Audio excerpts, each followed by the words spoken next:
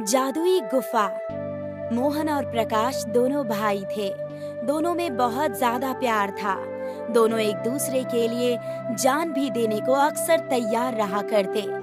एक दिन दोनों अपने खेतों की तरफ जा रहे थे कि तभी उनकी माँ सुमन उन्हें टोकती है। अरे मोहन, प्रकाश, कहाँ जा रहे हो? दोपहर के लिए खाना तो ले जाओ। अरे माँ को कितनी बार बोला है, जब हम कहीं जाया करें तो आप हमें टोका मत करो, सारा दिन खराब हो जाता है।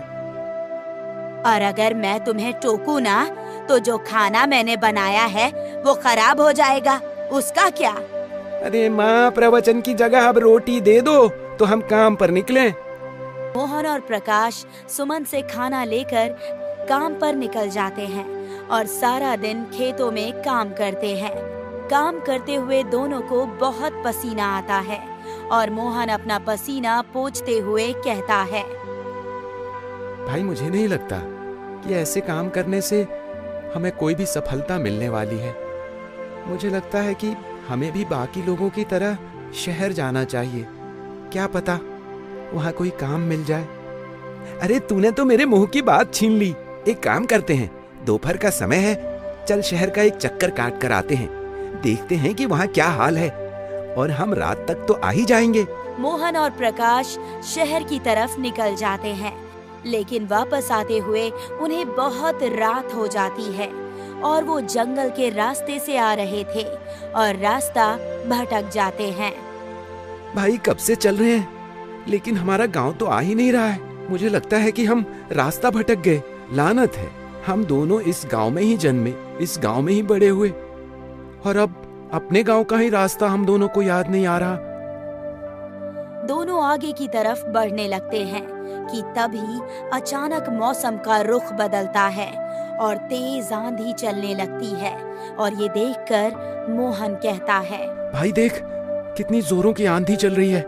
मैं तो फिर भी संभल जाऊंगा, लेकिन तू कितना दुबला पतला सा है।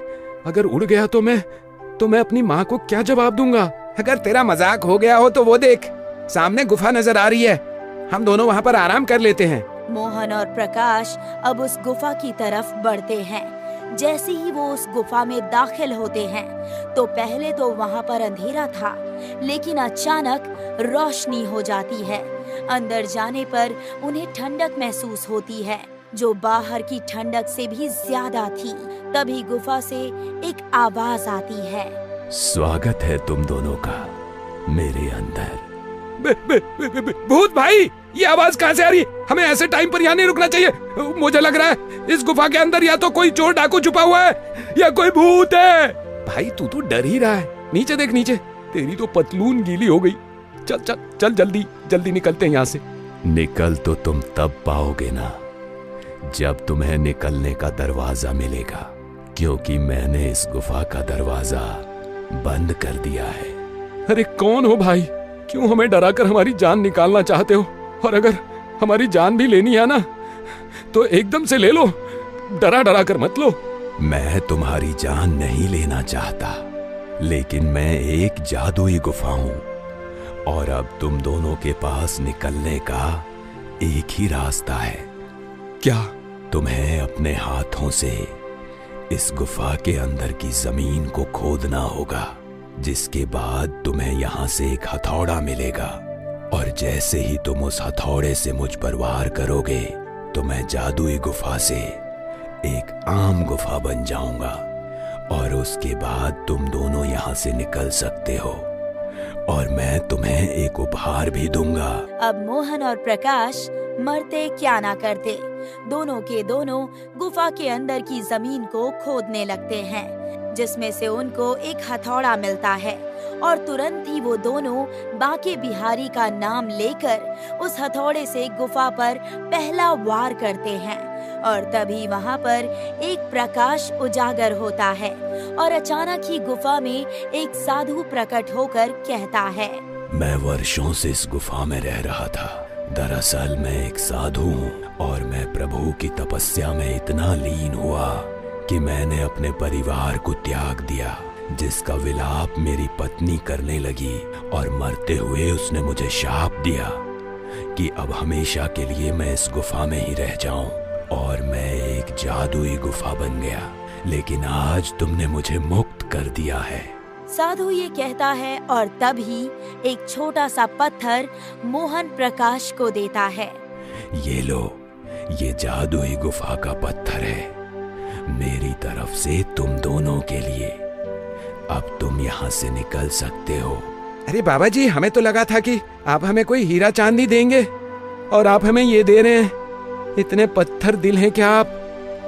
दरअसल ये कोई आम पत्थर नहीं है, ये जादुई गुफा का पत्थर है, और इस पत्थर को जैसे ही तुम अपनी हथेली पर रगड़ोगे तो तुम कुछ देर के लिए अदृश्य हो जाओगे। लेकिन इसका इस्तेमाल एक समय में एक ही व्यक्ति कर सकता है, और जैसे ही पहर बदलेगा, यानी सुबह की दोपहर होगी या शाम की रात होगी, तो तुम वापस सबको दिखने लगोगे। साधु ये बोलकर वहाँ से गायब हो जाता है। जिसके बाद गुफा का द्वार खुल चुका था तो मोहन और प्रकाश घर आते हैं। लेकिन जैसे ही वो घर में घुसने वाले होते हैं, प्रकाश उस पत्थर की परीक्षा लेने के लिए उसे अपने हाथ में रगड़ता है और अचानक ही वो अदृश्य हो जाता है। अरे मोहन, तू आ गया? और प्रकाश कहाँ है? दिखाई क्यों नहीं दे रहा? अरे कैसी बातें करती हो, यहीं तो खड़ा है मेरे बगल में। मोहन ये कहकर जैसे ही अपने बगल में देखता है तो उसे प्रकाश नहीं दिखता, क्योंकि वो अदृश्य हो चुका था। ये देखकर अब मोहन बात को संभालते हुए कहता है, माँ आप जानते ही हो ना, प्रकाश कितना आवारा है, जरूर अपने दोस्तों के साथ इधर उधर निकल गया होगा। मोहन की ये वाली बात सुनकर प्रकाश उसे घूंसा मारता है। मोहन अपने घर में आता है और खाना वाना खाकर सो जाता है और प्रकाश भी उसके बगल में सोता है। लेकिन जैसे ही सुबह होती है, प्रकाश सबको दिखने लगता है और सुमन सुबह के समय उससे कहती है, अरे ओ नालायक, कहाँ था तू पूरी रात? माँ मैं तो यहीं था, मेरा मतलब आपके दिल में। आप फिक्र मत करो, अब मैं कहीं नहीं जाऊंगा। कुछ समय बाद में मोहन और प्रकाश वापस अपने खेतों की तरफ जाते हैं और प्रकाश अपनी जेब से वो पत्थर निकालकर कहता है, भाई अपने हाथों खजाना लग गया है, अब हमें काम वाम करने की क्या जरूरत है, हम तो ऐसे ही बहुत पैसा छाप सकते हैं। तू कहना क्या चाहता है? मुझे कुछ समझ नहीं आया। एक पत्थर से आखिर हम क्या कर सकते हैं? चोरी भाई चोरी, उस जादुई गुफा ने हमें पत्थर दिया है। अब हम जैसी मर्जी घर घर में अदृश्य होकर घुस सकते हैं और सामान और पैसा लेकर वहाँ से भाग सकते हैं। किसी को क्या ही पता चलेगा। मोहन भी प्रकाश की बातों में आ जाता है। जिसके बाद दोनों भाई मिलकर अब गांव में चोरियां करना शुरू कर देते हैं।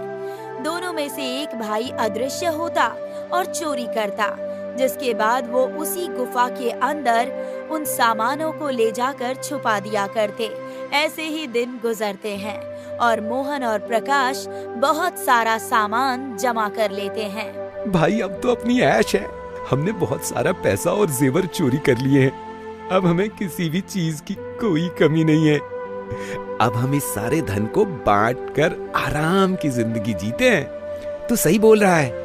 ना ही हम उस जादुई गुफा में जाते और ना ही वो साधु अपनी बीवी द्वारा दिए गए शाप की कहानी बताता। ना ही हम उसे शाप से मुक्त करते और ना ही वो जादुई गुफा हमें पत्थर देती। और अब देख, उस जादुई गुफा से मिलने वाले पत्थरों से हम कितने अमीर हो गए हैं। मोहन प्रकाश खेत में बैठकर ये सब बातें कर रहे थे, लेकिन वो दोनों इस बात से अनजान थे कि सुमन, जो कि उन दोनों को दोपहर में खाना देने के लिए इस बार खुद आई थी, उसने एक पेड़ के पीछे खड़ी होकर उन दोनों की सारी बातें सुन ली थी। ये सब सुनकर उसे बहुत बुरा लगता है कि उसके बच्चे बुराई की राह पर निकल गए हैं।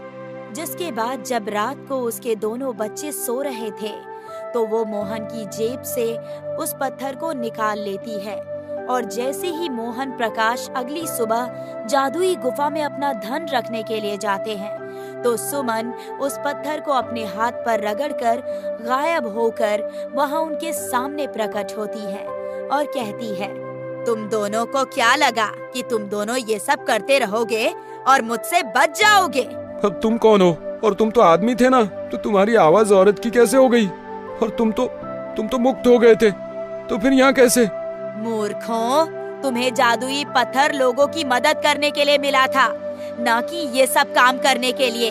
तुम्हें इसकी सजा तो भुगतनी ही पड़ेगी। मैं उस साधु की बीवी हूँ जिसकी मृत्यु के विलाप में ही साधु जादुई गुफा में बदल गया था। भाई प्रकाश, भाग ले यहाँ से।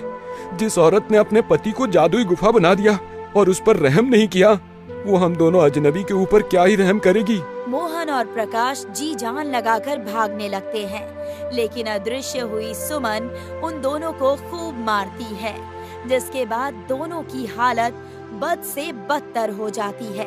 और फिर सुमन कहती है, अरे मूर्खों, अगर चाहते हो कि मैं तुम दोनों की जान बख्श दूं, तो आज तक तुमने जिस जिस के घर से ये सारा पैसा चुराया है, चुपचाप से उन्हें वो सारा पैसा दे कर आओ, वरना एक को तो मैं जादू से घर में बदल दूंगी और एक को जादुई कुएं में। मोहन और प्रकाश दोनों बहुत डर जाते हैं, जिसके बाद वो सारा सामान जहाँ जहाँ से उन्होंने चोरी किया था वहाँ पर वापस छोड़ देते हैं। सुमन भी भोली भाली सी बनकर एक पहर के बाद वापस आ जाती है और उस पत्थर को मोहन के कुर्ते में वापस डाल देती है। लेकिन अब मोहन और प्रकाश को अक्ल आ गई थी और वो समझ गए थे कि उस जादुई पत्थर का इस्तेमाल हमेशा अच्छे और भले कामों के लिए करना है, वरना वो जादुई गुफा उन्हें सजा देगी, जो कि असल में खुद उनकी माँ सुमन ही थी। मोहन प्रकाश के लिए ये राज हमेशा राज ही रह जाता है और इस तरह जादुई गुफा बनकर सुमन अपने दोनों बेटों को सही राह पर ले आती है। चंदन नाई को बिलासपुर गांव में सब जानते थे और जानते भी क्यों नहीं, गांव में हर कोई उसकी दुकान पर बाल कटवाने जाया करता था। एक रोज चंदन नाई गांव के एक आदमी भोला के बेहद करीब आकर उसकी दाढ़ी बना रहा था, तो भोला उसे घूरते हुए बोल पड़ता है, अरे चंदन भाई, अब क्या हमारे शरीर में घुस जाओगे? तनिक दूर होकर दाढ़ी बनाओ यार। माफ करना भोला भाई, दूर से जल्दी दिखता नहीं है ना, इसीलिए। ये उम्र का तकाजा है चंदन भाई, और कुछ नहीं। अपने बेटे को कहो कि काम में तनिक हाथ बटाए। भोला भाई, आजकल के बच्चे कहाँ किसी की सुनते हैं। वो तो दुकान पर भी बड़ी मुश्किल से आता है, तो भला मेरा हाथ क्या बटाएगा? तो उसको समझाओ भाई, कब तक इस दुकान को अकेले चलाओगे? दोनों की बातें जारी होती है। तभी चंदन का बेटा राघव वहाँ खाना लेकर आता है। पापा, माँ ने खाना भिजवाया है, यहाँ रख कर जा रहा हूँ, खाना मत भूलना। अरे राघव बेटा, कौन सी गाड़ी छूटी जाती है तुम्हारी? तनिक दुकान में भी अपने पिता का काम संभाल लिया करो। दुकान संभालने के लिए पापा तो हैं भोला काका, तो मेरी यहाँ क्या जरूरत? बिटवा, दुकान पर रहोगे तो काम भी तो सीखोगे ना। कल को अपने पिता की जगह तुम ही तो ये काम संभालोगे ना। ये कैसी बात कर रहे हैं काका आप? अब नाई का बेटा नाई ही बने, ये जरूरी तो नहीं है ना। राघव की ये बात सुनकर भोला को बड़ी हैरानी होती है। तभी वहाँ और भी ग्राहक आ जाते हैं, तो चंदन नाई उनके बाल काटने में व्यस्त हो जाता है। इस बात का फायदा उठाकर भोला वहाँ से निकलने लगता है। तभी राघव उसके सामने आकर खड़ा हो जाता है। अरे काका, कहाँ भागे जा रहे हैं? दाढ़ी बनाने के पैसे तो देते जाओ। तुम भी अभी तक यहीं हो बिटवा? हमको लगा निकल गए होगे। हाँ, तभी तो आप बिना पैसे दिए यहाँ से निकल रहे थे। ना ना बिटवा, ऐसी कोनो बात नहीं है, हम तो बस अभी दे रहे हैं पैसे। नाई का बेटा तो बहुत चतुर है। सोचे थे आज पैसे नहीं देने पड़ेंगे, लेकिन अब तो कौनो बहाना भी नहीं बना सकते। क्योंकि अब नाई का बेटा सामने ही खड़ा था, इसलिए भोला को न चाहते हुए भी उसे अपनी जेब से पैसे निकालकर देने ही पड़ते हैं। जिसके बाद भोला वहाँ से मुंह बनाते हुए चला जाता है। चंदन नाई जितना भोला था, उतना ही चतुर और चालाक उसका बेटा राघव था। राघव हमेशा से चाहता था कि वो एक बड़ा आदमी बने, अपने पापा की नाई की दुकान संभाले। इस बात को लेकर घर में अक्सर बहस हुआ करती थी। एक रोज चंदन थका हारा घर आता है तो उसकी पत्नी शांति की नजर उसके हाथ पर जाती है जिस पर पट्टी बंधी हुई थी। तभी वो घबरा कर पूछती है, अरे आपके हाथ पर पट्टी कैसी? आपको गहरी चोट तो नहीं लगी ना? दिखाइए मुझे। अरे भाग्यवान, चिंता मत करो। और दाढ़ी बनाते हुए उस तरह लग गया हाथ में तो खून निकल आया। घबराने की कोई बात नहीं है। पापा, आपको संभल कर काम करना चाहिए, लेकिन आप ध्यान ही कहाँ देते हैं। इतनी ही चिंता है अपने पापा की तो तू दुकान पर इनकी जगह क्यों नहीं जाता? बड़ा हो गया है तू, अपने पापा की थोड़ी तो मदद कर ही सकता है उनके काम में। अपनी जिम्मेदारी कब समझेगा तू?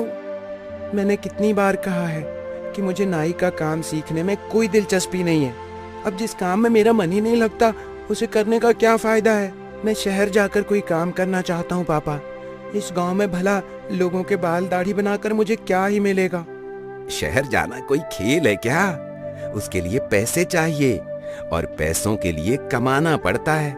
मुफ्त में तो तुझे कोई शहर नहीं पहुंचा देगा, और मेरे पास इतने पैसे नहीं हैं कि तुझे शहर भेज सकूं। इतना कहकर चंदन वहाँ से चला जाता है। समय बीतता है। चंदन और शांति के लाख कहने पर भी राघव नाई का काम नहीं सीखता। एक रोज गांव में कुछ विदेशी लोग आते हैं घूमने, लेकिन उनकी भाषा किसी को समझ नहीं आती। राघव को अंग्रेजी थोड़ी बहुत समझ आती थी, जिसके कारण वो उन विदेशियों को गांव घुमाते हुए उनसे बातचीत करता है। 2-4 दिन तक गांव घूमने के बाद उनमें से एक विदेशी आदमी राघव से कहता है, You are so good in English. क्या तुम हमारे साथ काम करेगा? चलो, इन विदेशियों को गांव घुमाने का कुछ तो फायदा हुआ। Yes, why not. इस तरह वो विदेशी राघव को अपने साथ शहर ले जाने की बात करता है, जिसके लिए राघव हाँ कर देता है। ये बात राघव जब अपने पिता को बताता है तो वो बहुत ही अचंभित होता है और वो राघव से कहता है, भला ये विदेशी लोग तुम्हें शहर क्यों ले जाना चाहते हैं? क्योंकि इन्हें मेरी अंग्रेजी भा गई और मेरी चतुराई के बारे में तो आप जानते ही हैं। देखना, शहर में जाकर अपना काम शुरू करूंगा पापा। लेकिन बेटा, तू शहर में अपने माँ बाप से इतना दूर अकेले कैसे रह पाएगा? क्या तुझे हम लोगों की याद नहीं आएगी? ऐसी बातें क्यों करती हो भाग्यवान? ये जो चाहता है इसे करने दो, जो होगा देखा जाएगा। कम से कम कल को ये हमें इस बात का दोष तो नहीं देगा कि हमारी वजह से ये जो करना चाहता था वो कर नहीं पाया। पापा, आप मुझ पर भरोसा रखिए। आपका चतुर बेटा जो भी काम करेगा उसमें सफल होकर रहेगा। कुछ ही दिनों में राघव अपने माता पिता का आशीर्वाद लेकर उन विदेशियों के साथ शहर के लिए निकल जाता है।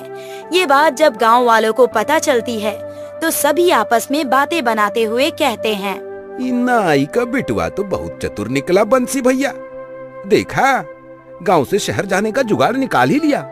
सही कह रहे हो भोला, लेकिन शहर जाकर रहना हर किसी के बस की बात कहाँ है। मुझे तो लगता है 2-4 दिनों में परेशान होकर लौट आएगा। लगता तो हमको भी यही है। अरे यहाँ रहता, अपने पिता की दुकान संभालता, इसमें भला क्या बुराई थी जो भटकने के लिए शहर जा पहुँचा।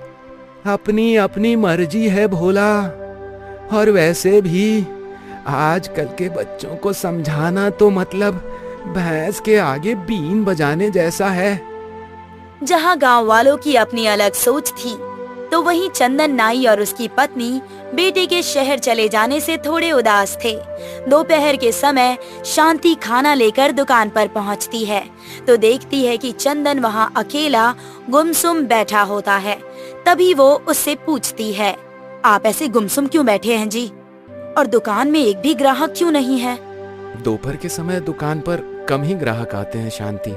ठीक है, फिर आप खाना खा लीजिए, वरना कोई ग्राहक आ गया तो आपको खाना खाने का समय ही नहीं मिलेगा। मन नहीं कर रहा खाने का शांति। पहले राघव आता था खाना देने तो उसके साथ बातें करते हुए खाना गले से उतर भी जाता था, लेकिन अब तो वो भी शहर चला गया। याद तो उसकी मुझे भी आती है, पता नहीं शहर में ठीक से खाता पीता होगा भी या नहीं। फोन भी तो हफ्ते में एक ही बार करता है। तभी दुकान के बाहर से गुजर रहे बंसी के कानों में उनकी बातें पड़ती है, तो वो हंसकर कहता है, अभी तो फोन आ भी रहा है शांति बहन, कुछ दिनों बाद तो वो भी बंद हो जाएगा, देखना। कैसी बातें करते हो बंसी तुम? सही कह रहा हूँ चंदन। अरे तुम्हारा बेटा ज्यादा पढ़ा लिखा तो है नहीं, वहां जाकर किसी छोटे मोटे काम के चक्कर में फंस गया होगा और अब वहां से निकल नहीं पा रहा होगा। अरे चंदन, शहर के लोग गांव जितने शरीफ नहीं होते हैं। उसकी बातें सुनकर शांति को अपने बेटे की चिंता होने लगती है। समय गुजरता है और राघव को शहर गए 6 महीने बीत जाते हैं। चंदन नाई रोज की तरह दुकान पर पहुंचकर अपने काम पर लग जाता है। आज रविवार था, इसलिए बाल कटवाने के लिए लोगों की भीड़ ज्यादा थी। तभी वहां एक बड़ी सी गाड़ी आकर रुकती है, तो सभी की नजर उस गाड़ी पर जाती है और उसमें से एक आदमी निकलता है, जिसे देखकर सभी हैरान रह जाते हैं, क्योंकि वो कोई और नहीं बल्कि राघव था। अरे ये तो अपना राघव का बिटवा है। क्या हुआ, शहर वालों ने भगा दिया क्या? भगाना होता तो तभी भगा देते जब शहर गया था काका। मैं तो यहाँ अपने पापा को ले जाने आया हूँ। उसे देखकर चंदन नाई की आंखें भर आती है और वो अपने बेटे को गले से लगा लेता है। पापा, मैंने कहा था ना, मैं सफल होकर ही लौटूंगा। शहर में मैंने अपना खुद का एक गैरेज खोला है, जिससे अब मैं अच्छा खासा कमाने लगा हूँ। क्या बात है, नाई का बेटा तो चतुर के साथ साथ बहुत होशियार भी निकला। मुझे गर्व है अपने बेटे पर।